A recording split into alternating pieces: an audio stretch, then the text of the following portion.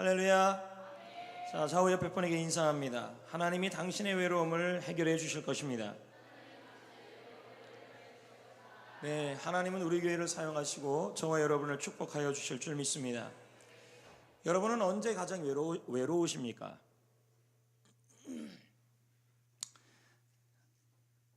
가만히 있는 건 좀 생각해 보라는 얘기죠. 그냥 듣기만 하지 말고.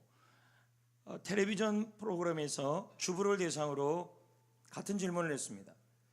3위는 한껏 꾸몄는데 갈 데가 없을 때. 1부, 2부를 하면서 3부 같은 반응은 처음입니다.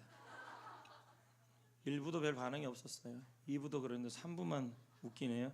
저런 분들은 우울증이 걸릴 확률은 100% 없습니다. 오늘 들어보면 나옵니다. 이렇게 표현을 잘하는 사람들이 사오정같이 집에 가서 웃는 사람들은 100% 우울증 걸립니다.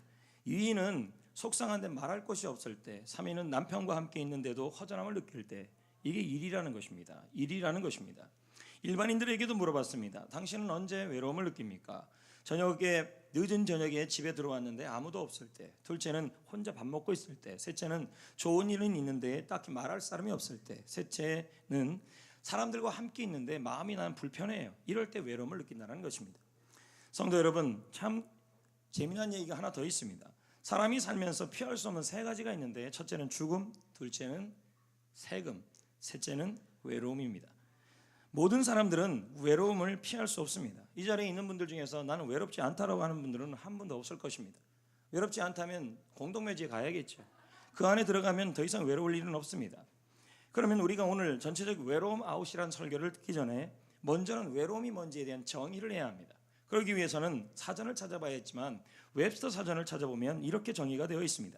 외로움이란 동반자가 없는 경우, 없는 상태, 다른 사람들로부터 단절되어 있는 것, 또 사람들의 방문을 받지 못하는 것, 그리고 혼자 있음으로 슬픈 것, 그리고 쓸쓸하고 황량한 느낌을 만들어내는 것, 이게 다 외로움이라는 것입니다.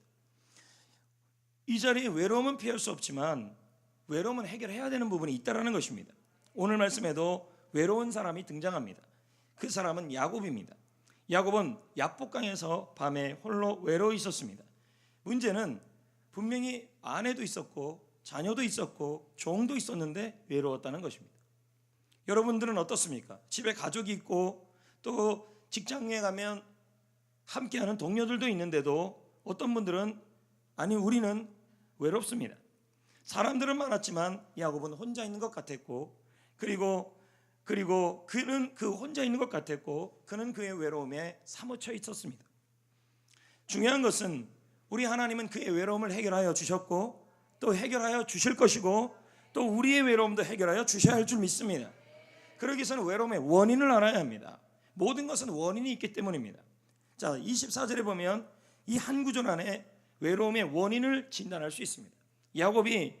야곱은 홀로 남았다. 이 홀로라는 단어의 뜻은 분리된 상태, 단절을 말합니다. 고로 외로움의 원인은 단절이라는 말입니다. 뭐에 대한 단절일까요? 심리학이나 상담학에서 보면 거의 4가지입니다. 그 첫 번째 단절이 가장 근본적인 단절이에요. 하나님과의 단절입니다. 여러분, 내 주위에서 모든 사람들이 내 곁을 떠나도요, 하나님이 나와 단절되어 있지 않다는 확신만 있으면 외롭지가 않아요. 가장 근본적 단절은 하나님과의 단절이에요. 그래서 전도서 3장 11절의 말씀은 이렇게 말씀합니다. 자, 읽어봅니다.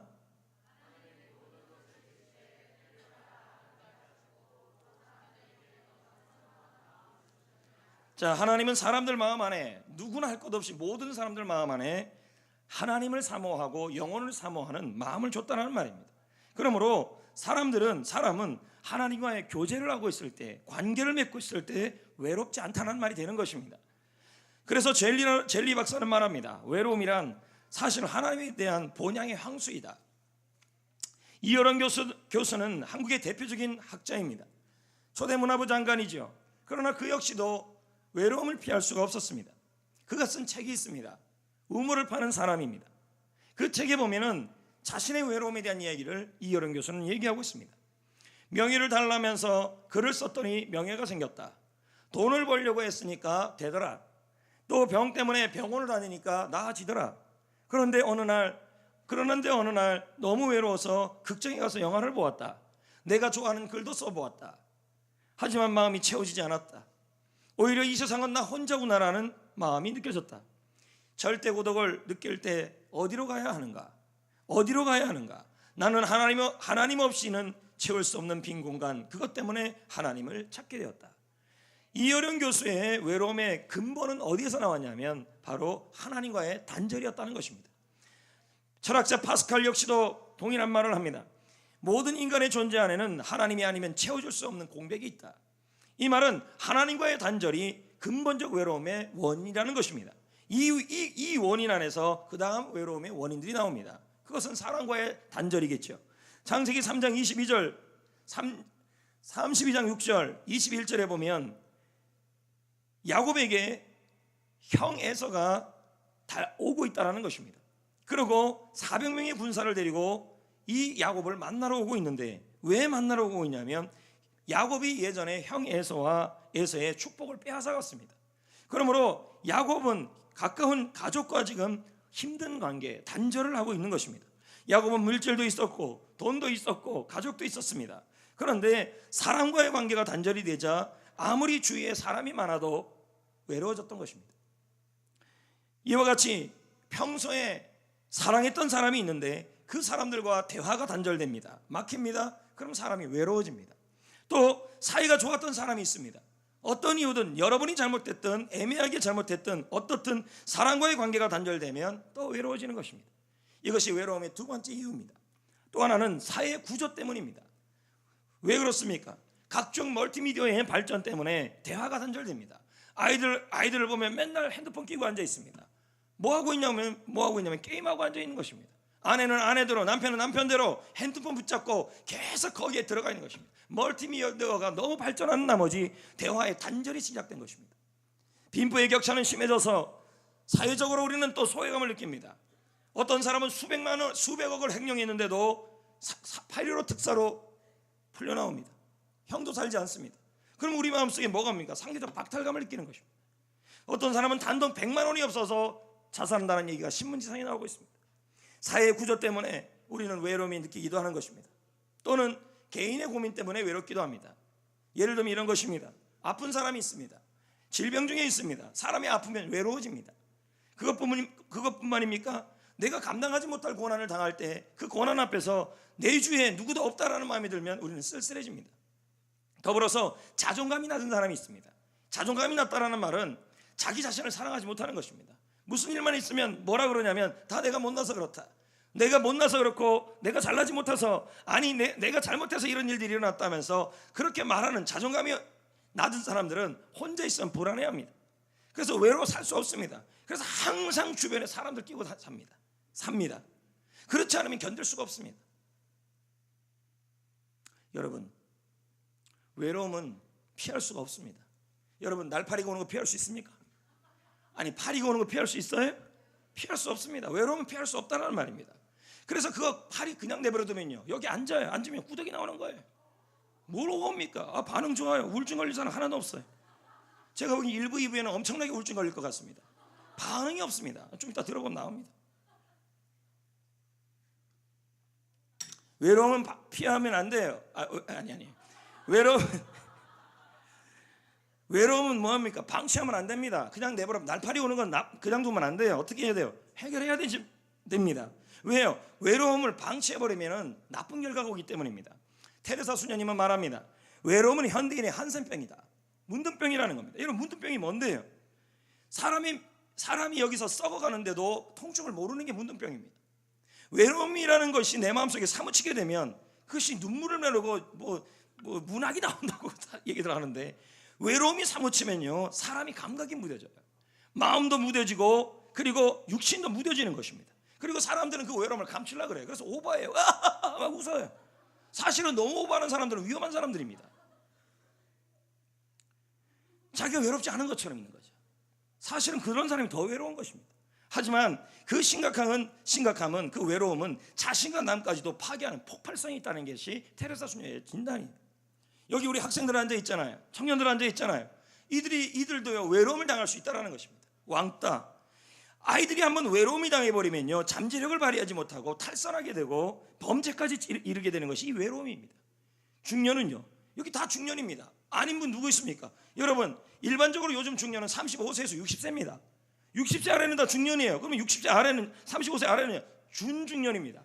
그러면 60세 위에는요, 약간 지난 중년입니다. 65세까지는 다 중년인 것입니다. 근데 문제는 제가 심리학에 관계된 책들을 너무 많이 읽어봤는데 중년의 외로움이 제일 심각해요. 잘못되면 탈선이 일어납니다.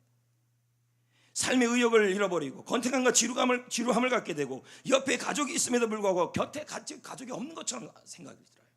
그래서 더 심해지면 몸과 마음에 병이 들게 되며 그 다음에 뭐 자살까지 이어지거나 더 심각한 상황에 처해지기도 하는 것입니다. 중년의 외로움은 너무 심각합니다. 노년은요, 65세 이상은 다 노년 아닙니까? 그럼 노년은요, 요즘 노년 고독사가 대두되고 있습니다. 고독사가 뭔데요? 사람이 죽는데 내 옆에 나의 죽음을 보살펴줘서 나의 시신을 처리해 줄 사람이 없는 거예요. 이걸 고독사라고 합니다. 더 심각한 건 2045년에는 지금 살고 있는 홀로 독고로 살고 있는 독거노인들이 현재 4배 이상이 된다는 말입니다. 외로움을 한번 느끼기 시작하면요, 내 마음속에 외로움이 밀려와요. 그러면 이때 어떤 일이 일어나냐면 마음에 방파제가 있습니다. 방파제가 뭔데요? 파도가 불어치는 것을 막아서 항구를 만드는 게 방파제 역할입니다. 근데 마음의 방파제가 그냥 무너진다는 거예요. 외로움이 느낄 때의 그 반응이요, 뇌의 반응이 어떤 거냐면 사람이 육체의 고통을 당해요. 그러면 육체의 고통을 가할 때 받는 반응이 뇌에서 나타나는데 그 반응과 똑같다는 거예요. 내가 외로울 때 받는 반응이 사람의 정신과 육체를 병들게 하고 사람과의 다툼을 만들고 이간하고 관계를 멀어지게 만들고 감정 조절이 안 되고 가슴이 답답해지고 무언가 치밀어 올라버리는 거 다 외로움의 증상들이라는 것입니다. 병원에 갔는데도 아프지 않다 그래요. 근데 나는 여기저기 막 아파하고 입맛도 없고 잠자기도 힘들어요. 살고 싶은 마음이 들지 않아요. 결론은 뭡니까? 외로움이라는 거죠. 방치했기 때문이라는 거죠. 스타인베기 박사는 말합니다. 홀로 지내는 시간이 많은 사람은 끝내 병이 나는 법이다. 홀로 지내는 시간이 많은 분들이 있어요. 집에 누워갖고 맨날 여기다 머리 싸매고 아이고 내 죽네 나 죽네 이런 사람 있잖아요. 반드시 병이 난다는 얘기죠. 키에르케고르는 말합니다. 철학자, 고독은 죽음에 이르는 병이다. 여러분, 이 외로움을 그냥 두면 안 된다는 말입니다. 파리가 오는 건 지가 오는 건 제가 어떻게 하겠습니까? 우리가요. 외로움이 오는 걸 어떻게 하겠습니까? 문제는 방치하면 안 된다는 거예요. 해결해야 됩니다. 그대로 두면 안 됩니다. 하나님은 우리가 외로움이 오더라도 그 외로움이 우리에게 복이 되기를 원하시는 분이십니다. 그리고 외로움을 해결해 주기를 원하셔요. 그러면 외로움을 해결하는 방법이 뭘까요? 하나님이 우리에게 해결해 주는 방법이 뭘까요? 기독교 심리학, 일반 심리학, 일반 상담학 그런 책들을 제가 읽어봤습니다. 이번 설교를 준비하면서 공통적인 것이 4가지가 나왔습니다. 그게 첫 번째가 고백입니다. 이 고백이라는 단어에는 굉장한 힘이 있습니다. 자, 볼까요? 우리말로 말하면 고백 기도입니다. 24절 야곱을 한번 봅시다. 야곱은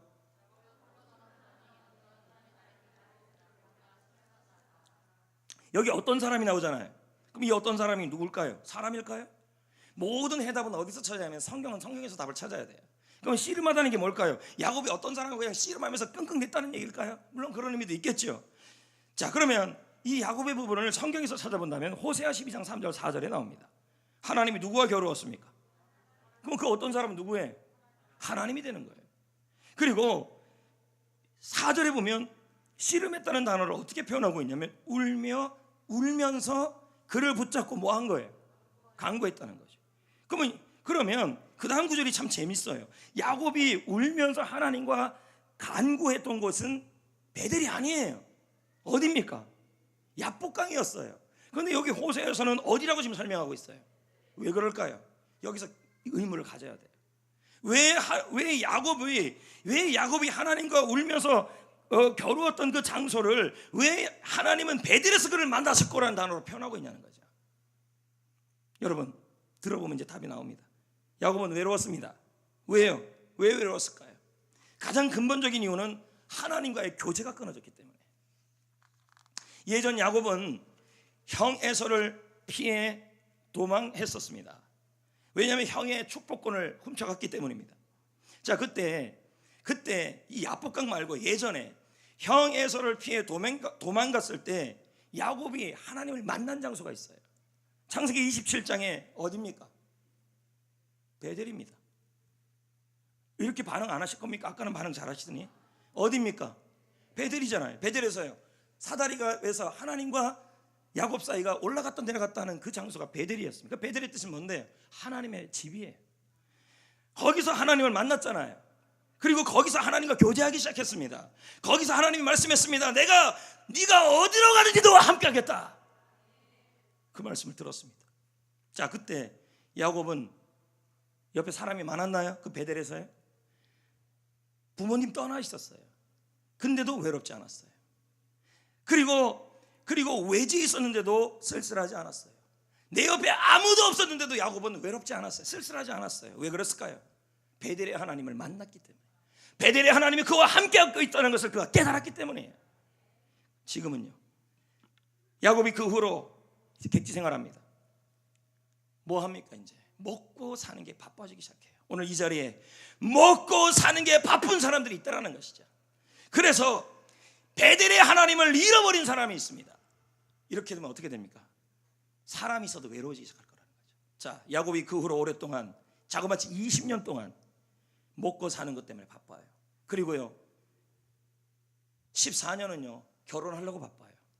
사랑하는 여자 그 라헬을 얻으려고 7년 만에 갔더니 레아가 들어와 앉아 있는 거예요. 언니가. 그래서 또 라헬을 얻으려고 14년 연애하느라고, 그리고 애를 낳으느라고 20년 동안 애만 11명을 낳은 거예요. 생각해 보십시오. 2년마다 하나예요.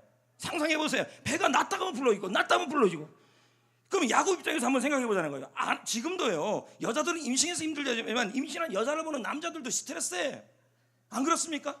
그걸 계속 보는 야곱 입장은 뭘까요? 20년의 세월 동안 그는 하나님이 필요 없을 정도로 바빴다는 거예요. 여자 얻으려고 바빴고, 연애하느라고 바빴고, 결혼하느라고 바빴고, 애 낳으느라고 바빴고, 돈 버느라고 바빴고, 하나님의 교제가 끊어진 거예요. 얻은 건 많아요. 부인 얻었고, 자식 얻었고, 물질 얻었고, 다 얻었어요. 이제 고향으로 돌아와요. 옆에 사랑하는 사람이 있어요. 라헬. 사랑하는 자녀도 있어요. 많은 재산도 있어요. 종들도 많아요. 이 우리말로 말하면 나의 동역자들도 많아요. 근데 그런 가족들이, 그런 사람들이 전혀 야곱의 마음을 같이 있지만 이해하지 못하고 있었다는 말이에요. 내 마음을 몰라주는 거예요.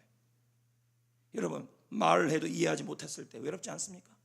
같이 사는 그분이랑 같이 사는데, 그녀랑 같이 사는데, 같이 사는 그 사람이 같은 입을 덮고 사는데도 내 마음을 이해해 주지 못하면 같이 있어도 외로운 거예요. 야곱은 외로웠습니다. 거기다가 더 큰 문제는 뭡니까? 자신의 축복을 빼앗은 형이 자신을 죽이려고 오는 것입니다. 야곱은 지금 마음이 외롭고, 야곱은 마음이 너무도 답답했을 것입니다. 오늘 이 자리에 이런 분이 있을 것이라는 것입니다. 내가 열심히 돈 버느라고 너무 사는 것이 바빠가지고 하나님과의 교제가, 베델의 하나님과 예전에 만났던 하나님이 함께 하심이 깨달아지지 않고 있고, 내가 사람 만나는 게 너무 바빠고, 내가 자식 키우는 것이 너무 바빠서 하나님과의 교제가 다 끊어진 사람이 있다는 것입니다. 그러면요, 외로워지는 거예요. 근본적 외로움이 오는 거예요. 중요한 건 여러분, 야곱이 그렇게 외로울 때 야곱이 하나님을 먼저 찾은 게 아니에요. 하나님이 먼저 온 거예요.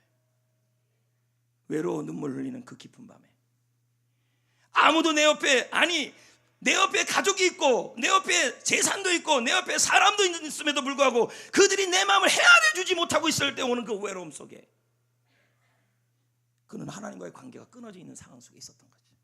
그때 하나님이 먼저 오신 거예요. 저는 생각해 봤습니다. 오늘 본문 말씀처럼 야곱이 하나님과 씨름하여 간구했던 그 장면에 야곱이 하나님을 붙잡고 뭐 했을까? 본문에는 간구했다고 호세에서는 표현합니다. 이것은 자신의 외로움을 고백했을 것이라는 겁니다. 저는 상상해 봤습니다. 야곱이 하나님을 붙잡고 이랬을 거예요. 하나님이 멀리 있는 것 같아요. 고백 기도입니다. 하나님, 나의 문제를 해결해 줄 수 있나요? 나의 형 에서가 나를 죽이려고 오고 있어요. 내가 형의 에서의 복을 가로챘어요. 이때부터 나는 하나님과 멀어지기 시작했어요. 아니요, 내가 하나님 먹고 사는 게 바빠서 하나님과의 교제가 끊어졌어요. 고백. 저를 용서해 주세요. 저를 붙잡아 주세요. 여러분, 이 고백이라는 단어, 이 고백 기도라는 단어가 얼마나 큰 힘이 있는지 모릅니다. 왜요? 하나님은 고백 기도하는 사람에게 찾아오셔서 그 마음을 위로하시고, 그것뿐만 아니라 내가 너와 지금도 함께 있음이 깨달아지게 하십니다. 자, 30절 한번 보겠습니다. 야곱이 그 이름을 뭐라 불러요? 분이엘의 뜻은 뭔데요? 하나님의 얼굴이에요. 하나님이 대면한 것이에요. 하나님이 야곱을 다시 만나준 거예요. 형 이제는 보세요. 형 에서가 여전히 죽이려고 와요, 안 와요? 와요. 그리고 가족들이 옆에 있는데도 내 마음 알아주지 않아요. 분명히 아직도 그래요. 종도 있고 물질도 있고 가족들이 있음에도 지금 내 마음을 알아주지 않아요. 그런데도 지금 야곱은 겁이 없어졌어요. 외롭지 않아요. 쓸쓸하지 않아요. 허전하지 않아요. 왜요? 하나님이 그와 함께 하심이 깨달아졌기 때문이에요.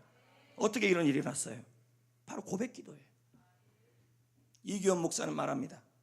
외로움은 하나님과 독대하기 위한 하나님의 초대장이다. 지금 외롭습니까? 그 외로움은 뭐예요? 하나님이 여러분을 초대하고 있는 거예요. 뭐로요? 하나님 너와 내가 1대1로 만나서 독대하고자 하는 하나님의 초대장이라는 겁니다. 지금도 마찬가지입니다. 여러분의 마음속에 외로움이 있을 때 중요한 것은, 가장 큰 외로움은 하나님이 나와 함께 하심이 믿어지고 깨달아지면 내 주에 힘든 일이 있거나 가족들이 내 마음에 알아주지 않아도 마음이 외롭지 않아요. 왜 자꾸 외로우십니까? 하나님과 교제가 끊어져서 그래요. 너무 바쁘다는 거죠. 사람 만나는 게 바쁘고 연애하느라 바쁘고 이 사람 만나 저 사람 돈 버느라고 너무 바쁜 나머지 하나님과의 고백 기도할 시간이 없다는 거죠. 성도 여러분, 외로움을 해결하기 위해 사람 먼저 찾으면 안 돼요. 순서가 바로 잡으셔야 돼요. 왜요? 외로움을 해결하기 위해서 사람 먼저 찾게 되면요, 그 사람에게 매여요. 매이면요 집착하게 돼요. 집착하면요 중독이 하게 돼요. 오직 하나님만 내 마음의 공허함을 채워줄 수 있습니다.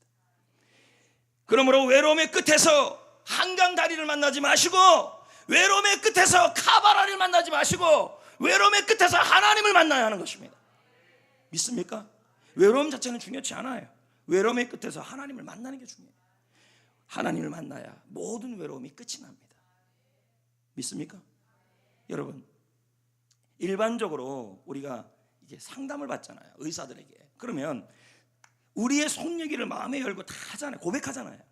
그렇게 고백하면서 우리 돈 내고 하잖아요. 아닌가요?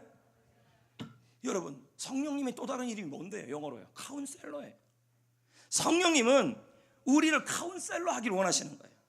내가 내 마음속에 있는 모든 응어리와 답답함과 이 허전함을, 그 모든 것을 하나님께 고백 기도하기 시작하면 우리 주님이 그걸 들으시고 내 마음을 살피시고 내 마음을 위로하시고 내가 너와 함께 하심이 믿어지게 만들어 주신다는 말이 되는 거예요.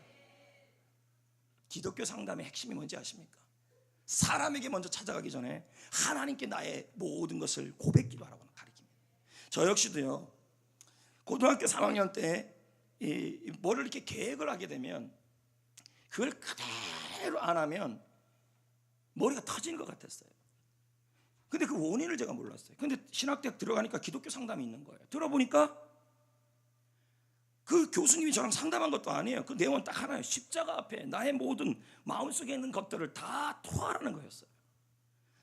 산에 올라가서 그러기 시작했어요. 내 마음속에 있는 모든 것을 고백 기도하기 시작했어요. 그러더니 그게 낫더라고요. 돈 안 들었어요. 쓸데없이 차비 안 들었어요. 택시값 안 들었어요. 왜 아멘을 안 해요? 하나님이 고치셨어요. 나는 한 건 오직 고백 기도밖에 없었어요. 어느 기독교 상담가가 냉랭한 크리스천을 면담할 때 꼭 하는 질문이 있어요. 이 냉랭한 크리스천이라는 말은 교회에 나와도 예배를 드려도 하나님께 나와도요, 내가 하나님이 나와 함께 하시면 전혀 체험이 안 되는 사람들이에요. 그러니까 신앙생활을 할 때 감격이 없는 거죠. 근데 이런 사람들을 만날 때 이 상담가가, 기독교 상담가가 꼭 하는 질문이 있다는 거예요. 당신의 하나님은 지금 어디 있습니까? 신앙생활 냉랭한 사람들은요, 하나님이 나와 함께 하심에 대한 믿음이 약해져 있어요. 근데 참 신기한 건 열이면 열, 그들이 하는 대답이 이래요. 하나님이 지금 나와 함께 하심이 믿어지지 않는다 그래요. 어떤 사람은요 이렇게 말해요. 하나님이 나와 등 돌리고 있다. 하나님은 저 멀리 계시다. 하나님은 무슨 욕만 안 나올 뿐이지. 다 그렇게 얘기한다는 거예요. 부정적 반응을 보인다는 거죠. 이때 이 심리학자들, 아니 상담학자들은, 기독교 학자들은 그들이 하나님과 등이 돌리게 되고 하나님과 멀어진 그 원인을 찾아봐요. 대화를 통해서. 근데 하나같이 뭐냐면 하나님이 먼저 떠난 적은 없더라는 거예요. 누가 떠난 거예요? 자기가 먼저 하나님을 멀리했어요. 그 이유는요 하나예요. 두 개예요. 뭐냐? 어떤 사건, 어떤 사람 때문에 하나님과 멀어진 거예요. 근데 그걸 그냥 덮어놓고 있었던 거예요. 그러니까 하나님과 교제가 끊어지니까 하나님이 나와 함께 하심이 믿어지지 않기 시작한 거예요. 그러면서 이 기독교 상담가들은 어떻게 하냐면 솔직한 마음을 하나님께 고백 기도하도록 인도합니다. 그리고 자신의 마치 상담가에게 아니면 카운셀러에게 자기가 믿는 사람에게 속 얘기를 하듯이 그대로 하나님께 자신의 모든 상황과 내가 누구 때문에 어떤 상황 때문에 했단 말을 그대로 하나님께 다 고백하게 만들어 놓습니다. 근데 그 고백 기도 이후에 하나같이 하나님이 자신과 함께 하심이 깨달아지기 시작해요. 그리고 마음이 풀린다는 거죠. 여러분, 외로움은 관계의 문제입니다. 관계가 틀어지고 무너지는 데는 다 이유가 있어요.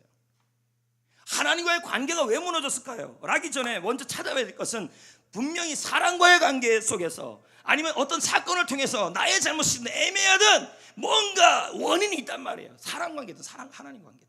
그걸 뭐 해야 돼요? 나 하나님, 나 누구 때문에 애매하게 이렇게 됐습니다. 내 잘못 때문에 이렇게 됐습니다. 그걸 고백하면서 하나하나씩 더듬어 가셔야 된다. 솔직하게. 여러분, 지금도 하나님이 여러분과 함께 하심이 믿어져야 합니다. 하나님이 여러분과 함께 하심이 깨달아져야 합니다. 그 시작이 바로 고백 기도예요. 시간을 좀 내세요. 새벽에 내든지 산책하면서 하든지. 신명기 4장 29절은 말씀합니다.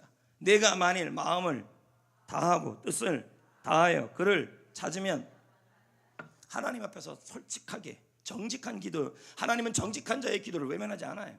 솔직하게 마음을 고백하면 하나님을 만날 겁니다. 그러므로 기도할 때 어떨 때는 와 주야 하는 기도가 필요해요. 이건 다 같이 할 기도예요. 그러나 홀로 주님 앞에서 내 마음을 아뢰는 시간이 필요하다는 거예요. 이 고백 기도를 통하여 날마다 하나님이 지금도 여러분과 함께 하심이 깨달아지게 된다는 말이에요. 그러면요 외롭지가 않아요. 진재형 목사는 말합니다. 진재형 목사는 말합니다. 고백은 하나님과의 깊은 관계를 회복한다. 고백 자체가 그렇다는 거죠. 자, 하나님과의 관계가 회복되기를 원한다면 뭐부터 시작해야 돼요? 고백이에요. 솔직한 고백. 가식적으로 기도하지 마세요. 그리고 어떻게 기도하면 솔직하게 하나님께 내가 상태가 어떤지를 그냥 상담자 앞에서 마음 열고 하듯이 그냥 하라는 거예요. 솔직한 고백은 하나님과 복대하여 의미 있는 관계로 돌아서게 만든다. 여러분이 하나님과 솔직하게 고백하고 솔직하게 기도하고 어떨 때는 그냥 죄야 하는 기도도 필요하지만 어떨 때는요 좀 잠잠하게 하는 기도가 필요하다는 거죠. 그럴 때 하나님과 내 사이가 어떻게 돼요? 의미 있는 관계. 이러면요 옆에 가족이 있거나 누가 있어도 내 마음 알아주지 않아도요 그 사람은요 외롭지 않고 평안해요. 무섭지가 않아요. 담대해요. 나를 품고 나를 안고 나에게 눈을 떼지 못하시는 하나님을 만나게 될 것이다. 고백 기도가 이렇게 세요. 심리학이나 상담도 거의 다 뭐냐면 마음을 열어서 입에서 얘기하게 만들어놔요. 그러면서 뭐 치유가 되는 거죠. 그런데 여러분 그 사람들은 들어만 주잖아요. 왜 대답 안 해요? 자세가 애매해? 들어만 주잖아요. 우리 하나님은요 들으시고 마음속에 내 마음을 살피시고 내 마음의 상한 마음을 위로하여 주셔서 내가 지금도 너와 함께하고 있음이 내 마음과 육신과 전신에 깨닫게 하여 주셔야 하나님이에요. 고백 기도만 하면 돼요. 저는 오늘 말씀을 준비하면서 관련 있는 찬양이 뭔가 찾아봤습니다. 찬송가 재진 맡은 우리 구주. 이 찬양은 주님은 나의 친구이며 그분께 기도하고 아뢰면 주께서 나를 위로하신다는 찬양이에요. 2절 3절 불러보겠습니다.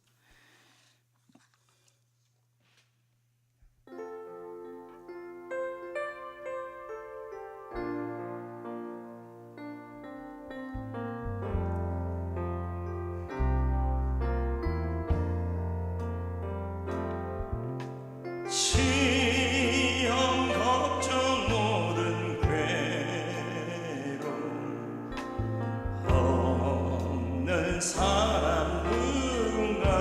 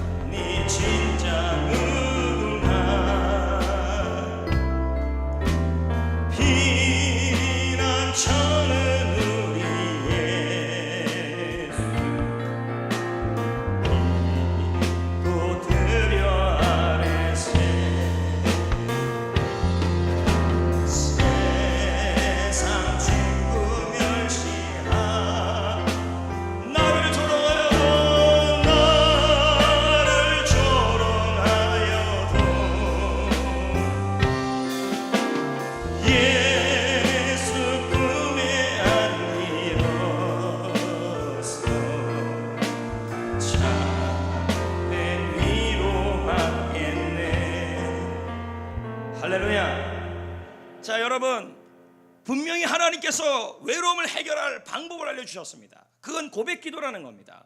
사람 먼저 찾지 마시고, 이 사람 저 사람 만나면서 외로움을 해결하지 마시고, 여러분 기도의 시간을 늘려보세요. 그러면서 외롭다 그러지 마시고요, 기도 시간을 늘려보세요. 하나님과의 교제를 하십시오. 고백하십시오. 잠잠하게 속 얘기를 다 아뢰십시오. 마치 상담가한테 심리 상담받듯이. 왜요? 성령님의 또 다른 이름은 카운셀러입니다. 나를 상담하시는 분이십니다. 외로움의 끝에서 하나님을 만나세요. 외로움의 끝에서 카톡을 만나지 마시고,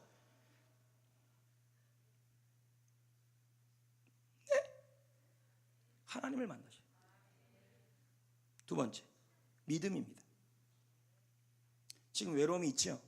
그 외로움이 나에게 유익이 될 것이라는 것을 믿으라는 말이에요. 왜요? 야곱이 그랬습니다. 야곱이요. 이 외로움이 왜 자꾸 그냥 이렇게 얘기하지 마시고, 그 외로움을 하나님이 결국은 나에게 유익으로 바꿀 것이라는 믿음을 가질 때 외로움이 해결돼요. 근데 외로움은 나쁜 거라면서 계속 그러시면 안 된다는 것이요. 그렇잖아요? 28절 29절 보세요. 그 외로움이 많던 야곱에게 어떤 유익이 일어났습니까? 이름이 바뀌어요. 뭐로요? 그리고 거기서 뭘 받아요? 그 외로운 장소에서요, 축복을 받아요. 야곱이라는 이름의 뜻이 뭔데요? 속이는 자. 이스라엘 뜻은 뭔데요? 하나님의 도움을 받아서 나는 승리하는 사람. 이게 이스라엘이에요. 야곱이 지금 뭐예요? 외로움이 야곱에게 뭐로 바뀐 거예요? 새로운 사람으로 변화가 돼버린 거예요. 외로움만 잘 다루고 외로움이 나를 변화시킨다는 것을 믿으시면 외로움이 나에게 유익이 된다는 말이에요. 더불어서 지금 야곱이 뭘 받았어요? 복을 구했잖아요. 복을 받았잖아요. 그럼 제가 묻고 싶어요. 야곱이 물질의 복 안 받았나요? 이미 받았다니까요. 야복강이 있을 때 많은 양을 갖고 왔어요. 그리고요, 자녀는 없었어요? 자녀의 복도 이미 받았어요. 결혼은요, 잘했잖아요. 아내 2명, 여종 2명, 총 4명. 엄청 잘했잖아요. 됐어요. 네. 근데 야곱은 지금 복을 구하고 있어요. 고백 기도를 하면서 나에게 복을 안 주시면 못 갑니다. 근데 뭔 복일까요? 야곱의 현재 가장 큰 문제거리는 원한을 갖고 있는 형이에요. 그럼 뭐에 대한 기도일까요? 그 복이 뭘까요? 문제 해결에 대한 복이에요. 그럼 봅시다. 그 외로움으로 인해서 문제 해결이 돼버려요. 야곱이 형을 만나서 해결했나요? 아닙니다. 야복강에서 하나님을 만나고 고백 기도를 할 때 하나님께서 형 에서의 마음에 이미 도끼를 사라지게 해요. 그리고 형 에서를 만날 때 형 에서는 이미 뭐합니까? 화해의 포옹을 하기 시작해요. 외로움이 뭐가 됐어요? 그에게 유익이 되고 복이 돼버린 거예요. 자, 이런 말이 있습니다. 설명양식이라는 단어가 있어요. 무슨 말이냐면 똑같은 일을 겪어도 그것에 대하여 설명하는 방식에 따라서 그대로 일이 되어진다. 자, 외로움이라는 일이 있어요. 근데 그 외로움을 어떤 사람은 절망으로 설명해버려요. 그럼 어떻게 됩니까? 그 일이 일어난다는 것이죠. 고로 또 바뀌고 얘기하면 외로움이 있어요. 근데 그것을 다르게 설명해요. 뭐로요? 믿음으로 설명해요. 이 외로움이 나에게 문제 해결에 복이 될 것이다. 이 외로움이 나의 인생을 바꾸어 놓을 것이다 라는 믿음으로 외로움을 설명해 보세요. 그럼 어떤 일이 일어나요? 그 일이 일어난다는 거예요. 그래서 이런 말이 있어요. 설명을 다르게 설명하면, 사건을 다르게 설명하면 그 다르게 설명한 대로 되어진다. 우리는 뭐로 설명해야 돼요? 믿음으로 설명해야 돼요. 지금 이 외로움이 나에게 무익한 것이 아니라 나를 변화시키고 문제 해결을 만들어낼 것이다 라는 믿음. 그래서 베드로전서 8장 1절은 말합니다. 믿고 말할 수 없는 영광스러운 즐거움으로 기뻐하라. 믿으면 말할 수 없는 즐거운 일로 기뻐지게 된다는 말이 되는 것입니다. 성도 여러분, 하나님께서 여러분의 외로움을 해결해 주기 위해서 주신 것이 믿음입니다. 뭘 믿어야 될까요? 지금 있는 그 외로움을 절망으로 설명하지 말고 지금 그 외로움을 하나님이 나에게 유익으로 바꿔 주실 것을 믿음으로 고백하십시오. 아멘. 또 하나가 있습니다. 외로움을 이기는 방법, 바로 좋은 만남입니다. 자, 마태복음 5장 4절 읽어봅니다. 시작.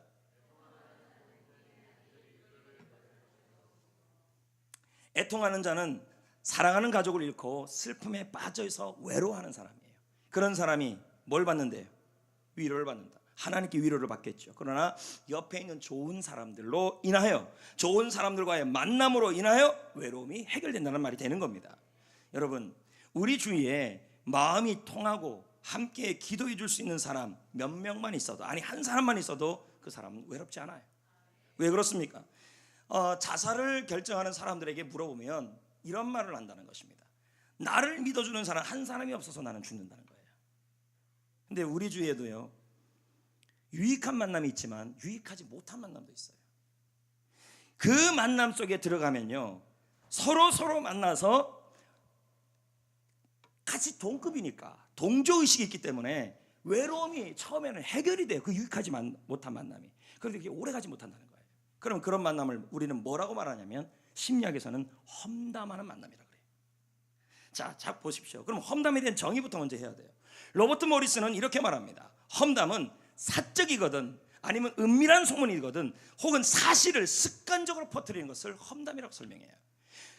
그런데 그 모리스 목사에게 물어요. 어떤 사람들이 물어요. 사실이면 험담 아니지 않습니까? 라고 물어요. 그랬더니 모리스 목사가 말합니다. 진실이든 아니든 성격상 은밀하고 사적으로 하는 말이면 다 험담이라는 거예요. 됐나요? 여기까지요? 자, 그러면 잘 들으세요. 이 험담하는 모임은요, 외로움을 벗어나게 해줘요.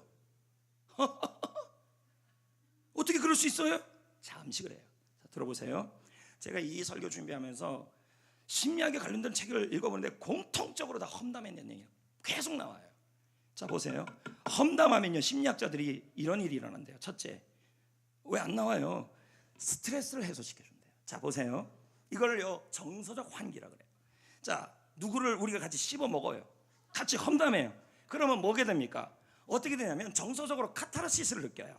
할렐루야를 할 수도 없고 어떻든 스트레스가 풀려요. 맞습니다. 또 뭐냐면 함께 험담하면요, 험담하는 사람들끼리 친해져요. 믿어지십니까? 이거 믿어질 일이 아니라 이게 심리적인 현상이에요. 이걸 뭐라 그러면 동조 현상이에요. 비슷한 사람들끼리 맞게 됩니다. 자, 친해지죠? 그리고 맨날 험담하는 사람들끼리 다녀요. 그런 다음에 뭐예요? 다른 사람을 비하시키면 뭐가 됩니까? 내가 높아지는 것 같아요. 그래서 뭐가 합니까? 자긍심이 높아지고 속이 후련해져요. 자, 이게 험담의 유익이에요. 험담 많이 하세요. 그런데 심리학자들이 공통적으로, 제가 계속 책을 읽었어요. 몇 권을요. 읽었는데 험담하면 유익이 있는데 읽는 게 더 많다는 거예요. 볼까요? 험담하고 나면, 자, 이거 심리학 책들에서 다 옮겨온 거예요. 험담하고 나면 허무해진다는 거예요. 처음에는 좋아요. 근데 그 다음에는요, 허무해지고 내가 비열한 사람이 된 기분이 들기 시작해요. 그것으로 안 끝나요. 가장 큰 문제는 내 마음속에 험담을 자꾸 하게 되면 부정적인 생각이 들어가게 돼요. 그걸로 끝납니까? 아니요. 험담을 들어줘야 하는 사람 역시 처음에는 귀가 쏠깃쏠깃해요. 네. 하지만 험담을 반복하다 보면요, 믿음이 생겨요. 무슨 말이에요? 그 험담에 대한 믿음이 생겨요. 그리고 하지 않을 수가 없어서 어떻게 그 자리가 나중에는 어떻게 됩니까? 불편해져요. 더 심각한 문제가 뭔지 아십니까? 둘이 험담하죠. 이렇게 해요. 예? 결국 나중에 이런 마음이 들어요. 저 사람 나중에 내 욕도 할 사람이다. 중요한 건 험담 잘하는 사람은 나중에 사건이 일어나면 내 욕할 사람이 됩니다. 심리적 현상이에요, 이게요. 그러면요, 사람에 대한 신뢰가 이루어져요. 그것으로 끝납니까? 사람들이 멀어져요. 그것으로 끝나요? 흉보는 사람에게는 흉한 일이 일어나는 게 문제예요. 성경 잠언에 보면 이런 말이 있습니다. 잠언 6장 12, 15절. 구부러진 말을 하고 다니는 사람, 험담하는 사람, 그의 재앙이 갑자기 내려서 당장에 멸망하여 살릴 길이 없다. 험담하면 흉한 일이 일어난다는 것입니다. 저 역시도 목회자이지만 험담하는 사람과 험담에 대한 부분을 어떻게 대처해야 될 줄을 몰랐습니다. 그런데 심리학 책에 답이 다 있어요. 그래서 저는 목회서신에 이걸 넣어놨어요. 왜요? 여러분, 직장생활 가면 험담 안 합니까? 제일 험담하기 좋은 사람이 누굽니까? 직장 상사예요. 술 한잔 먹으면서 얼마나 씹어요. 맛있어요. 여러분, 그런 사람 잘 될 수가 없어요. 여러분, 직장만 그럽니까? 교회 생활은 어떻습니까? 가정에서 어떻습니까? 험담에 대한 것에서 대처법을 모르게 되면 여러분들은 외로움이 처음에는 해결돼요. 그 사람들끼리. 왜? 동조가 되니까. 근데 그게 오래 못 간다는 게 문제라는 거예요. 어떻게 대처해야 됩니까? 시부야 소조. 심리학자입니다. 이런 말을 해요. 자, 목회서는 꼭 참고하셔야 합니다. 험담을 듣는 습관을 뭐하라? 없애라. 그 다음은요, 어쩔 수 없이 듣게 됐다면 화제를 빨리 옮겨라. 자, 누가 험담을 해요. 그걸 듣고 있으면 안 된다는 거예요. 어떻게 해야 돼요? 5.19 대선이 어떻더라, 어린이 꿈축제가 어떻더라 말을 돌리라는 얘기예요. 오케이 말이? 네. 그다음에 다른 사람의 험담을 뭐 해야 돼요? 듣지 마시라고요. 중지시켜야 돼요. 여러분에게 유익 하나도 안 돼요. 다음은요. 그렇게 내가 그런 행동을 하게 되면요, 시부야 소조가 말하기를, 내가 그런 사람이 되면 사람들이 그 사람을 믿어줘요. 그리고 입이 무겁기 때문에 사람들이 몰려요. 웰보엔 같은 말을 해요. 당신 주변의 사람이 불평하고 있다면 거기에 합류하지 않도록 경계하라. 또한 부정적인 인간관계를 맺지 말아라. 불평꾼을 멀리해라. 경계하지 않으면 당신은 그들에게 동조하면서 당신의 다시 불평의 늪에 빠지게 된다. 자, 여러분들, 제가 분명히 대처법 여기다 다 집어넣어놨어요. 아주 착하게 정리까지 다 해놨습니다. 앞으로 직장생활할 때, 교회생활할 때 험담하는 모임에 동조하거나 함께하는 일이, 함께해서 여러분이 외로움을 처음에 해결하는 것 같지만 결국은 다 망하는 일이라는 걸 아셔야 합니다. 여러분. 그럼 어떻게 해요, 목사님? 교회생활 같이 해야 되잖아요, 그런 사람이랑. 맞잖아요. 직장에는 그런 사람 없어요? 어떻게 해요? 안 보고 살아요? 안 보고 살면 속 시원하겠죠. 그럴 수 없잖아요. 그래서 뭐가 필요해요? 심리적 안정거리가 필요해요. 그런 사람들은 거리 유지를 해야 됩니다. 너무 가깝게 가면 어떻게 됩니까? 접촉사고 나요. 거리 유지를 하면서 교제하고 봉사하고 하시면 된다는 얘기죠. 대답 안 해요. 우울증 초기 증상 드디어 나옵니다. 사물에 대한 감동하는 일이 적어져요. 우와, 우와, 맛있어, 우와, 굉장해. 요즘 이런 표현이 없는 사람들 있잖아요. 이런 사람들 그대로 있으면요, 우울해져서 외로워집니다. 심리학자 소조는 말하기를, 요즘 맛있어, 요즘 즐거워 하는 말을 입에 올린 적이 없는 사람을 주의해라.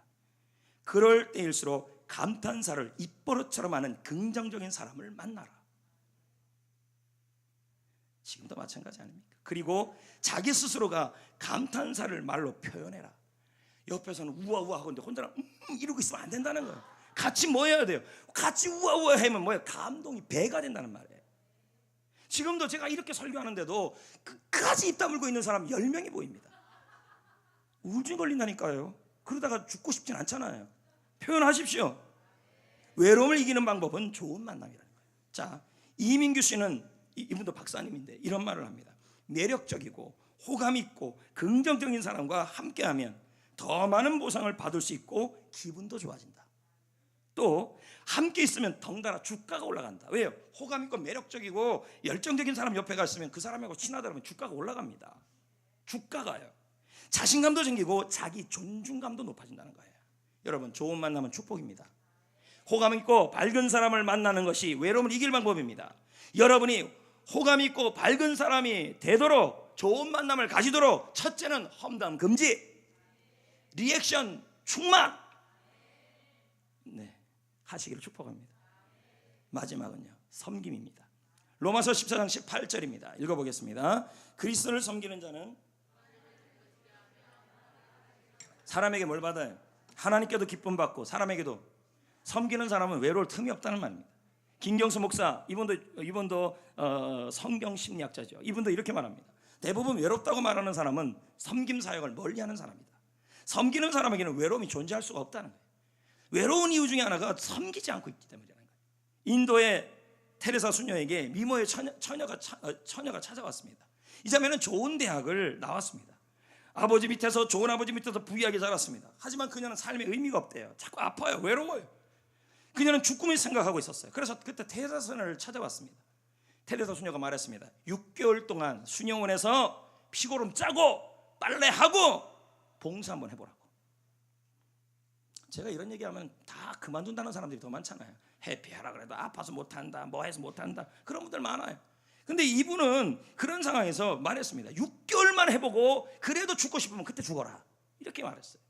그녀는 6개월 동안 섬겼어요. 눈코 뜰 새 없이 섬김 일을 했어요. 그녀는 말하기를, 난 자살할 틈이 없었다. 자살을 생각할 틈도 없었다. 외로움을 느낄 시간도 없었다. 왜요? 여러분, 섬길 때 섬길 때 어떤 일이 일어나냐면, 정신의학에서 말하기를 섬기는 사람에게 헬퍼 사이가 나온다 그럽니다. 헬퍼 사이가 모인대요. 미국이 내과에서 앨런 룩스가 말하기를 남을 도우면서 사는 사람은 정신적, 신체적으로 건강해지는 호르몬이 나온다는 말입니다. 건강해진다는 얘기죠. 외롭습니까? 섬기세요. 봉사하세요. 봉사하는 일에 오세요. 그러다 보면 외로울 틈이 없어요. 아멘. 우리 교회도 5월 달에는 2가지 축제를 합니다. 첫 번째가 어린이 축제 아닙니까? 꿈축제. 네발달 연구조사, 일본에서 연구조사가 나왔습니다. 잘 노는 애들이 감정을 잘 다스린다는 거예요. 시컷 노는 애들이 마음속에, 애들이 또 이거 듣고 나서 목사님이 막 놀라 그랬다. 제 말은 열심히 공부하다가 1년에 딱 한 번 5월 5일 날 놀라는 얘기입니다. 그럼 5월 5일 날은 뭐 하는 날이에요? 우리 아이들이 신나게 노는 날이에요. 신나게 노는 아이들이 인내력이 생긴대요. 그리고 뇌에서도요, 감정 조절 능력이 생긴다는 거예요. 이게 놀 때 생긴다는 거죠. 그럼 우리 아이들은 공부만 하고 사는 아이들 아닙니까? 물론 아닌 애들도 있겠지만 어떻든 놀게 해줘야 될 거 아닙니까? 그게 꿈축제예요. 어린이 꿈축제는 도움이 많이 필요한 것입니다. 당일 섬김이 필요해요.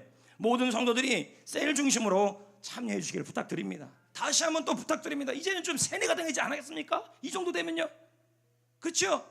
섬김이 수칙대로 여기 주보에 다 나와 있습니다. 10가지 뭐 사랑합니다 뭐 이런 거 다 해야 된다는 것입니다. 그날 네? 타임테이블도 다 보시고, 또 한 가지는 작년에 보니까 스텝도 아닌데 아는 아줌마들 왔다 그래서 막 데려와서 밥을 먹었습니다. 나중에 스텝들 먹을 밥이 없어요. 여러분, 스텝들만 여기서 식사하는 것이고 나머지 분들은요, 떡볶이 사 먹는 겁니다. 언더스탠드요? 감사해요. 다음에 이제 물질도 좀 섬겨야 합니다. 지금 이제 여기저기서 조금씩 이제 물질이 들어오기 시작했어요. 제 말은 기업들에서요. 그러면 그들만 하는 것이 아니라 우리도 십시일반 함께 동력하고 동참해야 되는 거 아니겠습니까? 맞죠? 그래서 금주 다음 주 꿈축제 우리 예물을 우리 마음을 다하여 생명 살리는 마음으로 동력해주고 동참해 주시기를 부탁드립니다. 두 번째는 격려단체입니다. 성도노인대학은 매년 봄소풍을 진행했습니다. 저는 기도하면서 생각했습니다. 봄소풍을 가야 되는가? 가만 생각해 보니까 불황마다 안 가는 분들이 없어요. 다 가잖아요. 봄소풍들 다 가잖아요. 노인정마다. 노인들이 아니어서 대답 안 하시는 겁니까? 네? 다 가잖아요. 그래서 누가 격려잔치를 하면 어떻겠냐라는 그런 의견이 있었습니다. 그래서 제가 기도 중에 당일 우리 어차피 노인대 가잖아요. 그래서 그 공연하고 효도잔치하고 그 다음에 식사는요, 다른 날보다 조금만 더 하면 될 거 아니에요. 늘 먹던 거 아닙니까? 저희 교회는 효도잔치는 좀 편해요. 다른 데는 몰라 모아야 되지만 우리는 아예 모아져 있어요. 몇 명은, 아니 몇백 명은요. 믿잖아요. 아니 맞잖아요. 그래서 저는 대상을 정했다는 거예요. 노인대학 신혼분들, 요즘에 노인대학 어르신, 제천의 이 지역 어르신들. 그래서 그날 당일날 식사할 때 잡채 좀 더 넣으면 될 거 아니에요. 떡 좀 하고. 자, 이제 말씀을 맺겠습니다. 우리는 아무도 없다고 혼자라는 생각을 할 때 외로움을 느낍니다. 독신, 이혼, 재혼, 별거, 사별, 왕따 다양한 이유로 외로움을 가집니다. 그 외로움이 좋지 않은 결과를 만들기도 해요. 그러나 외로움도요, 잘 반응하면, 설명만 잘하면 우리에게 유익이 돼요. 이때 외로움을 이길 수 있는 힘이 뭐라면 고동력이라 그럽니다. 이 말은 외로움에 대하여 반응을 잘하면 외로움을 이길 수 있는 힘이 생긴다는 말이에요. 어떻게 반응해야 돼요? 제가 4가지 설명했잖아요. 고백 기도, 믿음, 좋은 만남, 섬김. 이 4가지를 잘 사용하셔서 여러분의 삶 속에 외로움이 아웃되기를 축복합니다.